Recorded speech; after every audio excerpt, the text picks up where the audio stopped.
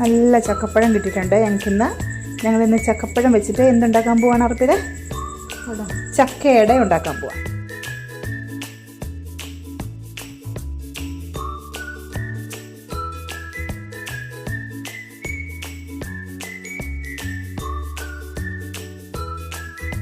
അരിഞ്ഞെടുത്തു. ഇത് ഒത്തിരി ചെറുതായിട്ട് അരിയാൻ പറ്റത്തില്ല, കാരണം ഒത്തിരി പഴുത്തു പോയി. അപ്പോൾ നമ്മൾ എന്ത് ചെയ്യും, ഇനി അടുത്തത് സ്റ്റീം ചെയ്യാൻ വേണ്ടി വെക്കണം.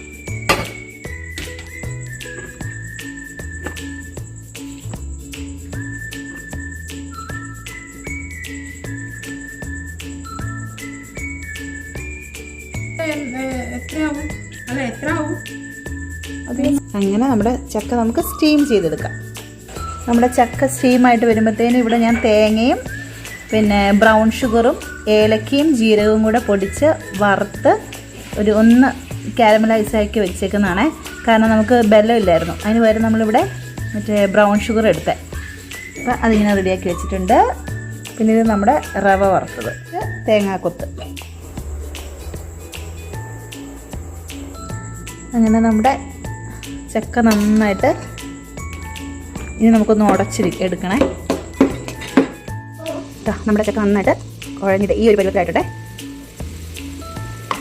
നമ്മൾ തേങ്ങ അടുപ്പിട്ട് ഇടുവാണേ. ഇത് ഡ്രൈ ആയിപ്പോയി. സ്പൂൺ ഇടും ലിപ്സ്.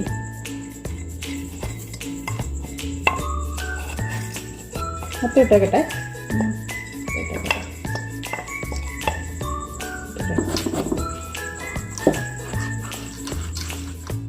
നമുക്ക് വറുത്ത് വെച്ച റവ ഇടാം.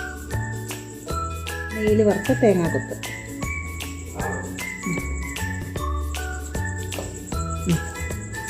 നമുക്ക് ഇടനേല ഇല്ലാത്തതുകൊണ്ട് നമ്മൾ വാഴയിൽ അഡ്ജസ്റ്റ് ചെയ്യണേ. നമ്മൾ ട്രൈ ചെയ്ത് നോക്കുന്നതാണ്.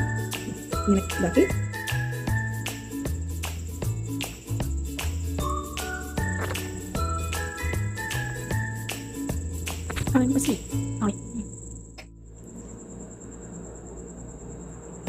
അങ്ങനെ ഏകദേശം ഫില്ലായി കഴിഞ്ഞു.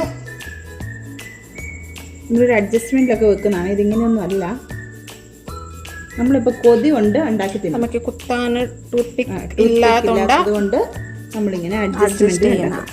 ഓക്കെ, നമ്മൾ എന്നും ഇങ്ങനെ അഡ്ജസ്റ്റ് ചെയ്ത് എങ്ങനെയൊന്നും തിന്നാൽ പോലെ. നമ്മുടെ നാട്ടിലാണെങ്കിൽ നമുക്കെല്ലാം ഉണ്ടല്ലോ. നമുക്ക്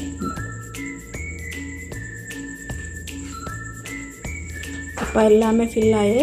ഇപ്പം ഞങ്ങൾ ചക്കയുടെ സെറ്റായിട്ടുണ്ട്. ഇനി നമ്മൾ ആവി കയറ്റിയിട്ട് ബാക്കി കാണാം.